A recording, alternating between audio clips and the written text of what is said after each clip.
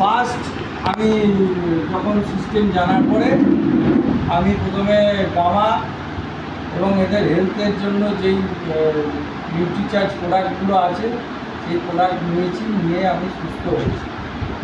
সুস্থ হওয়ার পর আমার তারপরে আমি সিস্টেমের সঙ্গে যুক্ত হই।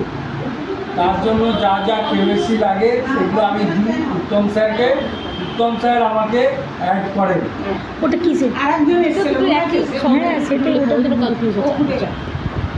ওটা কি লিখেছো? নিয়ে আমার থেকে নিয়ে কত টাকা আপনাকে উপরে হ্যাঁ, তো সিস্টেমটা যখন যুক্ত হই তারপর আমি তো নিজের মাস গেলে যেই আমার গ্রোসারি লাগে সেগুলো তো আমি নিজের দোকান থেকে কিনে আনতাম, সমবায়িকা থেকেই কিনতাম। সমবায়িকা থেকে কিনে খেতাম। সেটাই আমি মানসিকভাবে চিন্তা করলাম যে আমি এখান থেকেই কিনি। তো কেনা শুরু করলাম, করার পরে আস্তে আস্তে আমার ওয়াইফকে ঘরে গিয়ে বললাম।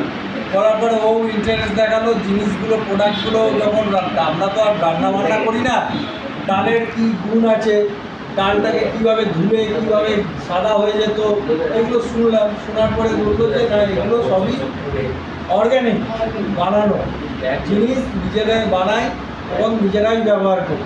এখানে মাঝখানে কোনো মিডল ম্যান নেই যাতে কোনো রকম ভেজাল তৈরি হয়। তারপরে আমি ধীরে ধীরে সিস্টেমের সঙ্গে আরও ইনভলভমেন্ট হই। হওয়ার পরে হ্যালো